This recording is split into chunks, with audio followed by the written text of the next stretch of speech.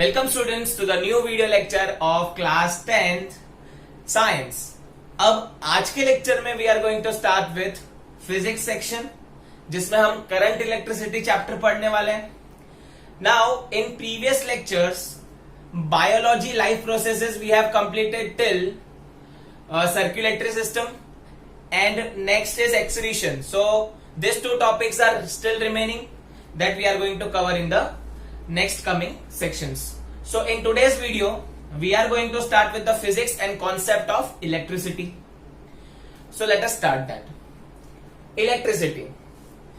If in general I ask you what is electricity, तो आपके दिमाग में ये आएगा इलेक्ट्रिसिटी, लाइट चल रही है, फैन चल रहा है, मेरा फोन चार्ज हो रहा है, टीवी चल रहा है, इलेक्ट्रिसिटी है. या ऐसे भी बोलेंगे एमएससीबी से जो आती है मेरे घर पे वो इलेक्ट्रिसिटी है. ठीक है, जो महानगर पालिका बीएमसी से जो आती है वो मेरे घर पे इलेक्ट्रिसिटी के फॉर्म में है. राइट, उससे हम लोग को क्या मिलता है? हम लोग को लाइट चलता है, पंखा चलता है, सब कुछ चलता है. Now electricity in general term आपके सबसे बराबर है, ये सब चीजें इलेक्ट्रिसिटी है, no doubt. But if you really want to know what is electricity और if you really wanted to feel what is electricity, तो आप क्या करो पता है? आपको एक मस्त आइडिया देता हूं. You have got electric board in your house, right? उसके अंदर सॉकेट भी रहेगा.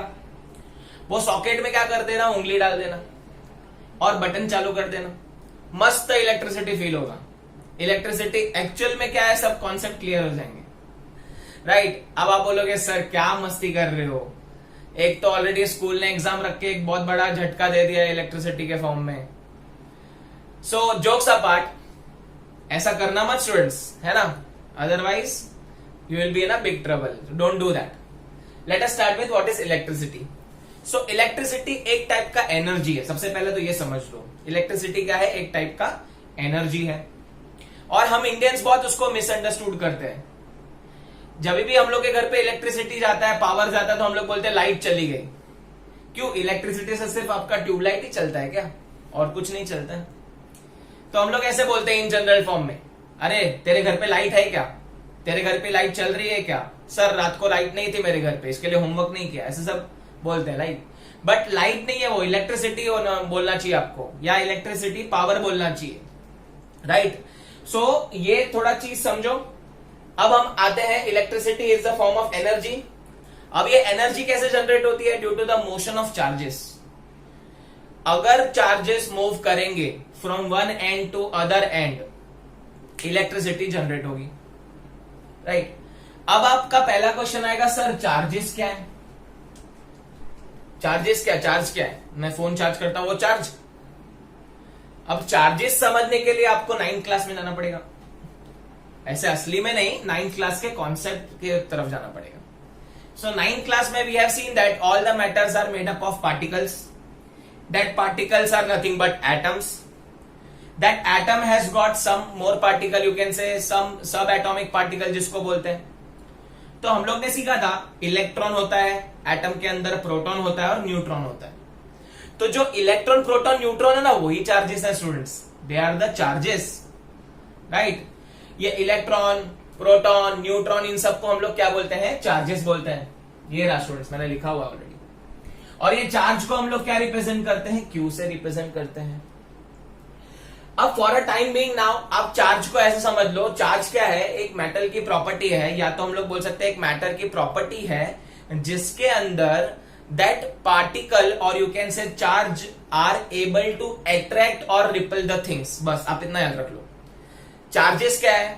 चार्जेस एक मैटर की प्रॉपर्टी है जिसके वजह से वो एक दूसरे पे अट्रैक्ट कर सकते हैं, एक दूसरे को रिपल कर सकते हैं कुछ फोर्स से.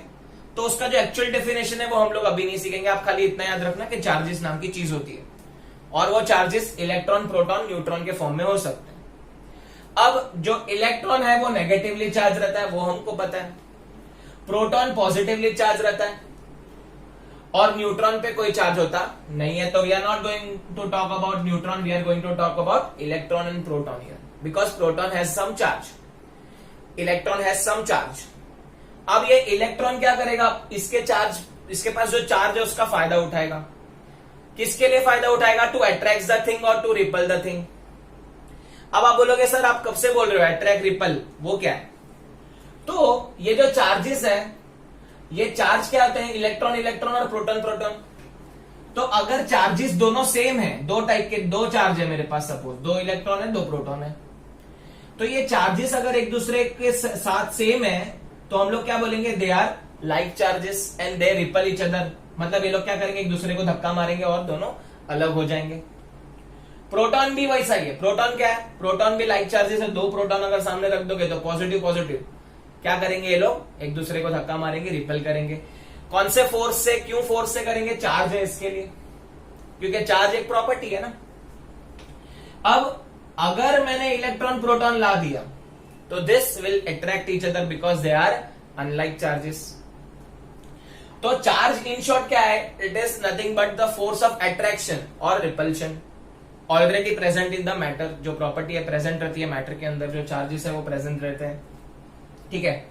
अब जो तुम्हारा नॉर्मल चार्जेस रहता है, जो नॉर्मल एटम है मेरे पास, नॉर्मल कोई भी मटेरियल है, वो उसके चार्जेस स्टेबल होते हैं स्टूडेंट्स। उसके जितने इलेक्ट्रॉन रहेंगे उतने प्रोटॉन रहेंगे, तो एक दूसरे को क्या करेंगे? वो लोग स्टेबल करेंगे। इसके लिए हमारी चीजें स्टेबल रहती है, हमारी चीजें चेंज नहीं होती हैं। हमारी जितने भी मैटर है हमारे सराउंड, उसका शेप चेंज नहीं होता unless and until you apply force. तो ये चार्जेस जो है इलेक्ट्रॉन और प्रोटॉन एक दूसरे को बैलेंस करते हैं। तो in a given material you will find both the things, और यू कैन से तीनों भी दिखेंगे बट चार्जेस ये वाले ही रहेंगे। अब ये इलेक्ट्रॉन रहेगा ना, उसके पास -1.6 इंटू 10⁻⁻19 कूलम का चार्ज है, और प्रोटॉन के पास +1.6 इंटू 10⁻19 कूलम का चार्ज है, -19 कूलम का चार्ज है। अब आप बोल रहे हो सर क्या बोल रही है? अब इन शॉर्ट आप ऐसे याद रखो कि यहां पे सब लोगों की कैपेसिटी अलग अलग है, राइट। सब लोग की काम करने की, सब लोग की वर्क करने की कैपेसिटी अलग अलग होती है। सब स्टूडेंट की पढ़ने की कैपेसिटी अलग अलग होती है। कोई एक दिन में 10 चैप्टर खत्म कर सकता है, कोई एक दिन में एक ही पेज खत्म करता है। तो वैसे ही यहाँ पे इलेक्ट्रॉन और प्रोटॉन का एक फोर्स है, जो हम लोग चार्ज की बात कर रहे थे ना, कि चार्ज क्या कर सकता है? अट्रैक्ट कर सकता है, रिपल कर सकता है। तो इलेक्ट्रॉन और प्रोटॉन की भी खुद की एक कैपेसिटी है। वो कितना चीजों से, कितने अमाउंट से अट्रैक्ट कर सकता है, कितने अमाउंट से रिपल कर सकता है। तो अगर इलेक्ट्रॉन के सामने इलेक्ट्रॉन आया तो वो 1.6 इंटू 10⁻⁹ जो कूलम है वो चार्ज लगाएगा और धक्का मार देगा। अगर प्रोटॉन के सामने दूसरा प्रोटॉन आया तो वो क्या करेगा? धक्का मार देगा। कितने चार्ज से, कितने फोर्स से? 1.6 इंटू 10⁻⁹ कूलम से फोर्स से धक्का मार देगा। और अगर इलेक्ट्रॉन और प्रोटॉन एक दूसरे के सामने आए तो obviously they will attract each other. तो कितने फोर्स से अट्रैक्ट करेंगे, कितनी कैपेसिटी से? तो 1.6 इंटू 10⁻⁹ कूलम से वो दोनों को अट्रैक्ट करेंगे। अब आप नोटिस करोगे स्टूडेंट्स के जो 1.6 इंटू 10⁻⁹ है, कितना छोटा नंबर है, कितना तुच्छ नंबर है ना। -19 मतलब कितना? 0.00019 0 के बाद 16। तो कुछ फील होगा क्या? नहीं फील होगा, है ना। अगर आपको खली धक्का मारेगा तो फील होगा, बट खली को आप धक्का मारोगे तो फील होगा क्या? नहीं फील होगा। वैसे ही ये चार्जेस जो है अट्रैक्शन रिपल्शन, वो एक दूसरे पे इतना फील नहीं होता है, क्योंकि they are in the very less amount. तो खाली चार्जेस के बारे में मैंने अभी तक बताया है। अब ये जो चार्जेस है उसका यूनिट होता है कूलम। ये कूलम जो है साइंटिस्ट का, मैथमेटिशियन का नाम था, साइंटिस्ट का नाम था, जो भी बोले। इसने बहुत सारे डेरिवेशन वगैरह दिए थे, इसके लिए इसका नाम इसमें डेडिकेट कर दिया है। और ये जो चार्ज है वो प्रॉपर्टी ऑफ एटम होगी। प्रॉपर्टी ऑफ एटम बोले तो अट्रैक्शन और रिपल्शन, बट इतना कम रहता है अट्रैक्शन और रिपल्शन कि हम लोग पूछो ही मत, बात ही मत पूछो। इतना छोटा सा अट्रैक्शन रिपल्शन किसी को कुछ फील ही नहीं होगा।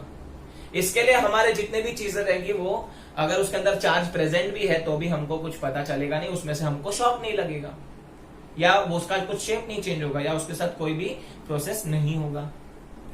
अब ये जो इलेक्ट्रिसिटी की बात करते हैं, it is nothing but flow of charges. ये चार्ज फ्लो करेंगे तो क्या जनरेट होगी? इलेक्ट्रिसिटी जनरेट होगी। अब ये इलेक्ट्रिसिटी दो तरीके की जनरेट हो सकती है। पहली होती है स्टैटिक इलेक्ट्रिसिटी, सेकेंड होती है करंट इलेक्ट्रिसिटी। स्टैटिक इलेक्ट्रिसिटी मतलब क्या? ये तो हम लोग बचपन से सीखते आ रहे हैं। स्टैटिक इलेक्ट्रिसिटी, कोम लिया, बाल में घिसा, जो पेपर्स के कटआउट थे उस पर रखा, तो पेपर कटआउट्स क्या हो गए? अट्रैक्ट हो गए कोम की तरफ। तो कोम के ऊपर क्या चार्जेस जनरेट हो गए? Static charges. वो कहीं पे भी मूव नहीं करते, खाली कोम पे ही रहते हैं और किधर मूव नहीं करते, राइट। तो उसको हम लोग स्टैटिक इलेक्ट्रिसिटी बोलते हैं। आप कभी कभी टीवी चालू रहेगा तो टीवी के पास जाओगे तो आपको कुछ ऐसा हाथ लगाओगे तो ऐसे प्लास्टिक जैसा कुछ फील होगा, that is nothing but the you can say static electricity है। उधर थोड़े बहुत चार्जेस जनरेट हो जाते हैं but they are in very less quantity, तो आपको कुछ भी फील होता नहीं, थोड़ा सा ही फील होगा, कम फील होगा, अट्रैक्शन और रिपल्शन कम होगा। अब बात करते हैं करंट इलेक्ट्रिसिटी। तो करंट मतलब क्या? To flow. अब करंट में क्या होगा, जब हमारे इलेक्ट्रॉन्स या प्रोटॉन जो भी है, हम आगे देखने वाले हैं कौन से चार्जेस मूव होते हैं। तो जो तुम्हारे इलेक्ट्रॉन है, मेनली इलेक्ट्रॉन रहते हैं, तो इलेक्ट्रॉन क्या करते हैं, they flow from one end to another, तो उसको हम लोग करंट बोलते हैं। जैसे कि वाटर करंट होता है ना स्टूडेंट्स, वाटर करंट मतलब क्या, एक प्लेस से दूसरे प्लेस पे वाटर जाते हैं, उसके पार्टिकल्स उसके साथ जाते हैं। तो वैसे ही इलेक्ट्रिसिटी वन पॉइंट से अनदर पॉइंट जाएगा, उसको करंट बोलते हैं, करंट इलेक्ट्रिसिटी, राइट। तो चैप्टर का नाम मैं जस्टिफाई कर रहा हूं, करंट इलेक्ट्रिसिटी मतलब flowing of charges from one point to another. अब वो चार्जेस कौन से होंगे, इलेक्ट्रॉन के, proton. Answer is simple, that charges that flows inside you can say for the current electricity or to generate current electricity they are nothing but electrons। क्योंकि हमने previous standard में देखा है electrons are freely moving, right, and proton जो है वो एक जगह पे बैठे रहते हैं, वो कुछ भी नहीं करते, राइट। फॉर एग्जाम्पल अगर मैं आपको एग्जाम्पल दूं, अगर आपके घर पे भाई बहन है और आप सबसे छोटे भाई हो या छोटी बहन हो, तो घर वाले आपको ही काम देते हैं, बोलते हैं ये तो फुकट ही है, इसको कुछ काम देना नहीं, means you are free electron. And free electron को बहुत काम करना पड़ता है, जा आटा लेके आ, जा कोतमीर लेके आ, जा ब्रेड लेके आ, ये लेके आ, वो लेके आ। तो फ्री इलेक्ट्रॉन जो रहेगा, वैसे ही आप जैसे फ्री हो वैसे इलेक्ट्रॉन भी क्या है, फ्री है, फुकट है, वो क्या करेगा, वो मूव करेगा, और वो चार्जेस मूव करेंगे तो क्या होगा, करंट इलेक्ट्रिसिटी पैदा होगा, राइट। प्रोटॉन तो मूव करते नहीं है, ठीक है। सो ये था basic concept of current electricity. अब हमको बहुत सारे टर्म्स देखने हैं। आई होप चार्ज आपको क्लियर है, चार्ज का सिंबल क्यू है और उसका जो यूनिट है वो कूलम है, ये आप याद रख लेना क्योंकि न्यूमेरिकल में आएगा काम। आपको अभी बहुत सारे कॉन्सेप्ट सीखने हैं। पहले सीखना है करंट के बारे में, दूसरा सीखना है वोल्टेज के बारे में, तीसरा सीखना है रेजिस्टेंस के बारे में। अगर आपको ये तीन चीजें क्लियर है तो ये चैप्टर का आधा काम हो जाएगा students. So as you all know, electricity is nothing but flow of charge, and those charges are nothing but electrons in the form of electrons, because proton does not move from their places। Electron क्या करते हैं, free रहते हैं, उनको हम लोग काम दे देते हैं।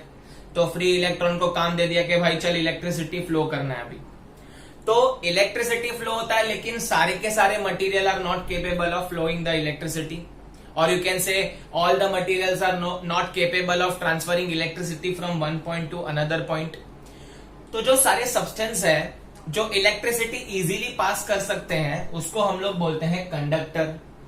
तो कंडक्टर का डेफिनेशन आता है, the substance through which electricity can flow easily is known as conductor. And insulator भी एक कुछ कुछ चीजें रहती है जहां से हम लोग इलेक्ट्रिसिटी नहीं पास कर सकते हैं। The substance through which electricity can not flow are insulator. तो कुछ कुछ चीजें उसमें से इलेक्ट्रिसिटी पास हो सकती है, कुछ कुछ में से नहीं हो सकती। ऐसा क्यों? सिंपल, इलेक्ट्रिसिटी को हमको एक पॉइंट से दूसरे पॉइंट लेके जाना है। अगर कोई फ्री नहीं होगा तो इलेक्ट्रॉन्स यहां से यहां आएंगे क्या? फ्री इलेक्ट्रॉन्स ही नहीं है, तो इलेक्ट्रिसिटी एक पॉइंट से दूसरे पॉइंट जा पाएगा नहीं। तो कंडक्टर जो है उसके पास भर भर के बहुत सारे फ्री इलेक्ट्रॉन्स है, बहुत फुकट लोग है उसके पास, तो वो क्या करेगा, सबको काम पे लगाएगा, बोलेगा चलो इलेक्ट्रिसिटी पास करो। बट इंसुलेटर में ऐसा होगा नहीं। इंसुलेटर में there is no free electron, they are very stable, there is no free electron जो हेल्प कर सके एक पॉइंट से दूसरे पॉइंट लेके जाने में। कारीगर ही नहीं है काम करने वाले, तो इलेक्ट्रिसिटी पास होगा नहीं। तो कंडक्टर एंड इंसुलेटर आपको समझा। तो इंसुलेटर में आप एग्जांपल ले सकते हो रबर का, rubber is a good insulator. और कंडक्टर में आप एग्जांपल ले सकते हो मेटल का, बेस्ट एग्जांपल। मेटल मटेरियल जो रहता है they are the good conductors because they have got free electrons. तो याद रखना स्टूडेंट्स। अब मैं आपको बता रहा हूं चार्ज के बारे में, थोड़ा सा वापस चार्ज के बारे में देखेंगे। चार्ज का एक फॉर्मूला है students, Q is equal to, charge is equal to number of electron into charge on electron, number of electron into charge on electron. अब आप बोलोगे सर ये क्या है? सिंपल, सपोज मेरे पास एक कंडक्टर है, I am talking about conductor. So conductor में बहुत सारे इलेक्ट्रॉन फुकट बैठे हैं, राइट। अब ये जो मेरा कंडक्टर है उस पे कितना चार्ज है, चार्ज क्या होता है, it is a force of attraction और रिपल्शन। तो ये जो कंडक्टर है इसके अंदर टोटल कितना चार्ज फ्लो हो सकता है वो ढूंढने के लिए फॉर्मूला ये रहा, Q is equal to number of electron into charge पर इलेक्ट्रॉन। इसको मैं एकदम सिंपल एग्जांपल से देता हूं। सपोज हम लोग को एक घर से पानी जमा करना है और दूसरे घर पे रखना है, ठीक है, या एक ऑफिस से आपको पानी लेके जाना है और दूसरे घर में रखना है।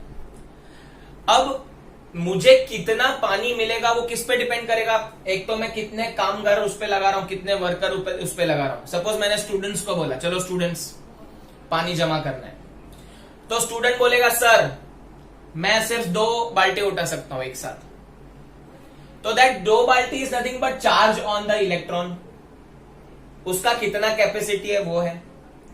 एंड नंबर ऑफ स्टूडेंट्स, तो नंबर ऑफ स्टूडेंट्स कितना होगा, सपोज मैंने 10 स्टूडेंट को बुलाया, हर एक ने 2-2 बाल्टी उठाया, तो टोटल कितना बाल्टी हो गया मेरा, टोटल मेरा कितना बाल्टी ऑफ वाटर ट्रांसफर हुआ, 10 into 2 that is 20।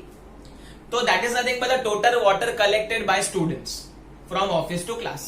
तो वैसे ही यहां पे वही हो रहा है, from one point to another point electrons भागेंगे, तो कितना इलेक्ट्रॉन से चार्ज जनरेट होगा, कितना मेरे को अट्रैक्शन या रिपल्शन मिलेगा, तो that depends on number of electron into charge on electron, एक सिंगल इलेक्ट्रॉन पे कितना चार्ज है।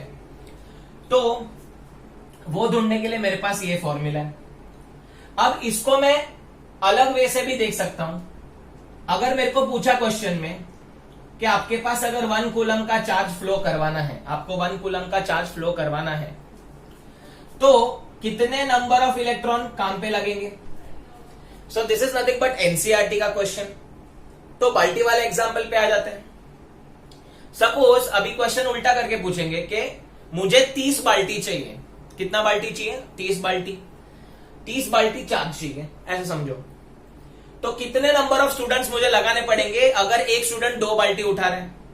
तो आप बोलोगे सर इजी है, अगर आपको 30 बाल्टी चाहिए चार्ज और एक स्टूडेंट जो है 2 बाल्टी उठा रहा है, तो आपको 15 स्टूडेंट लगेंगे। तो कैसे पता चला, 30 डिवाइड बाय 2। तो वैसे ही करना है यहाँ पे।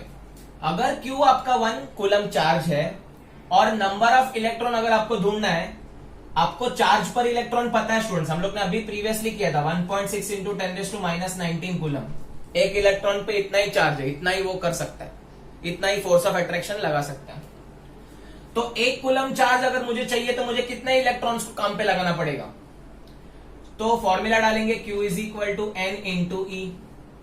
कूलम चार्ज चाहिए एक का, जैसे मुझे चाहिए था बाल्टी 30 बाल्टी चाहिए था ना, 30 बाल्टी, वैसा यहाँ पे एक ही बाल्टी चाहिए, एक ही कूलम चार्ज चाहिए, is equal to number of electrons पता नहीं कितने लगाने पड़ेंगे। एक कितना कर सकता है, एक स्टूडेंट 2 ही बाल्टी उठा सकता है, इधर एक इलेक्ट्रॉन कितना काम कर सकता है, 1.6 इंटू 10⁻⁻19 जितना, एकदम नल्ला चिंदी, -19, 0.0000 19 जीरो जाएंगे तभी इसका काम होगा।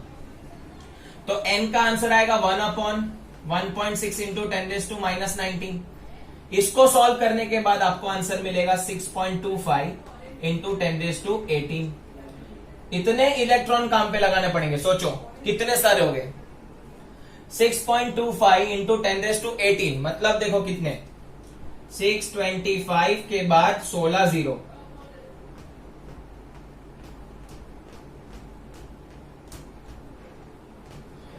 625 के बाद देखो 16 जीरोस लगेंगे, 16 जीरोस। इतने सारे इलेक्ट्रॉन जब काम करेंगे तब मेरा 1 कूलम चार्ज तैयार होगा। तो आप देख सकते हो इलेक्ट्रॉन की कैपेसिटी बेचारे की बहुत कम है। अगर इतने सारे इलेक्ट्रॉन मिलेंगे तभी जाके आपका 1 कूलम चार्ज जनरेट हो सकता है, तभी आपका 1 कूलम का अट्रैक्शन लग सकता है। तो आई होप आपको कॉन्सेप्ट समझा। ये एनसीईआरटी का इंपॉर्टेंट क्वेश्चन है students. How many electrons are needed to generate a charge of 1 coulomb, ऐसा क्वेश्चन आता है। तो कितने इलेक्ट्रॉन लगेंगे, 6.25 इंटू 10⁻18। इतने सारे इलेक्ट्रॉन जमा होंगे तब जाके क्या होगा। तो इसका मतलब ये बोल सकता हूं कि जो इलेक्ट्रॉन रहता है सिंगल, उसके पास तुच्छ चार्ज है, तुच्छ मतलब एकदम छोटा, 1.6 इंटू 10⁻⁻19 कूलम, बस इतना ही है। इसके लिए जब भी नॉर्मल चीजें हम लोग देखते हैं हमारे आसपास, उनमें भी इलेक्ट्रॉन है, बट उनमें से हमको शॉक नहीं लगता है क्योंकि फोर्स ऑफ अट्रैक्शन कम है, चार्ज कम है, ठीक है। पर मुझे तो इलेक्ट्रिसिटी को फ्लो करवाना है ना, तो क्या करना है देख। So as we have seen, the electrons are responsible for the flow of current. Let us define electric current. So electric current is nothing but rate of flow of charge in a conductor. rate of flow of charge in a conductor मतलब flow of charge, जो charges है वो flow होंगे, and उसका rate is always nothing but comparison with time.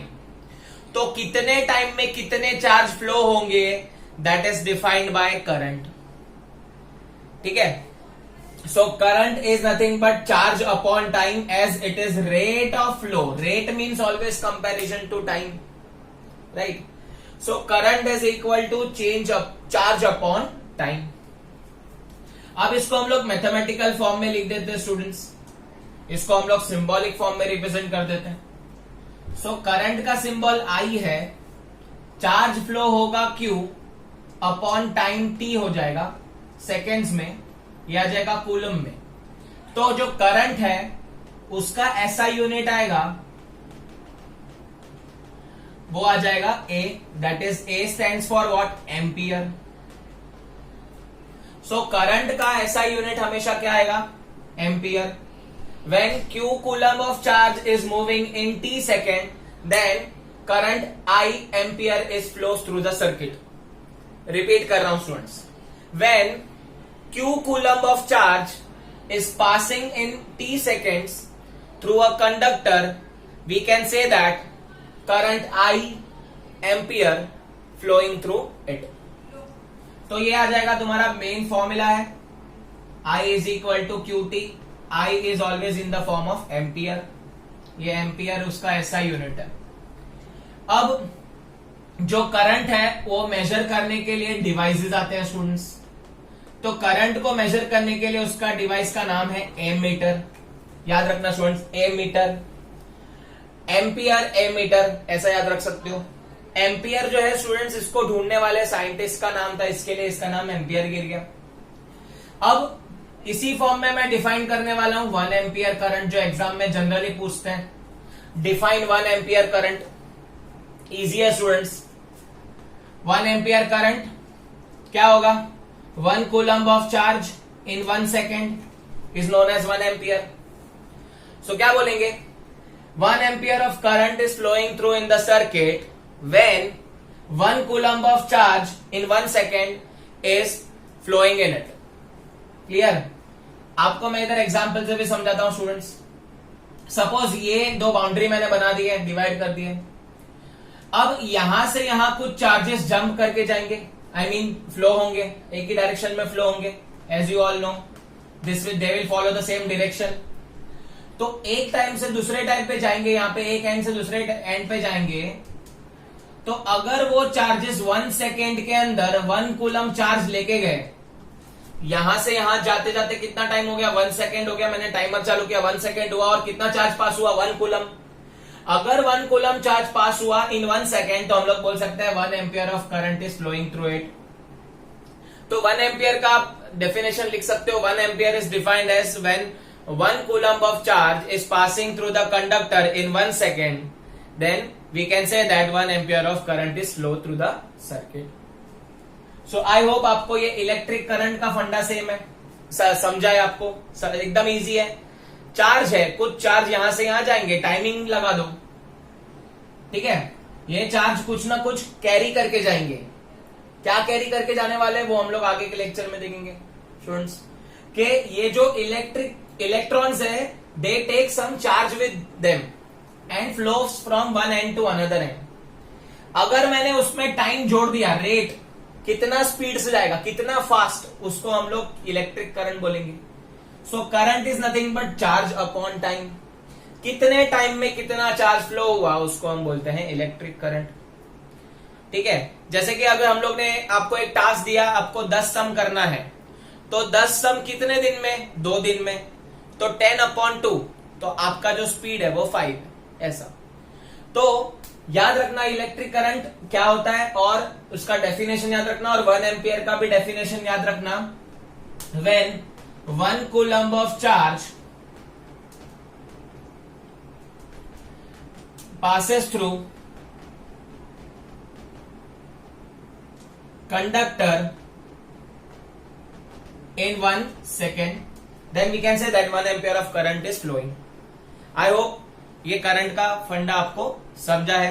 अगर आपको ये video पसंद आया तो जरूर से इसे लाइक करें, शेयर करें अपने दोस्तों के साथ, कमेंट करें और हमारे चैनल को सब्सक्राइब करें। Thank you so much.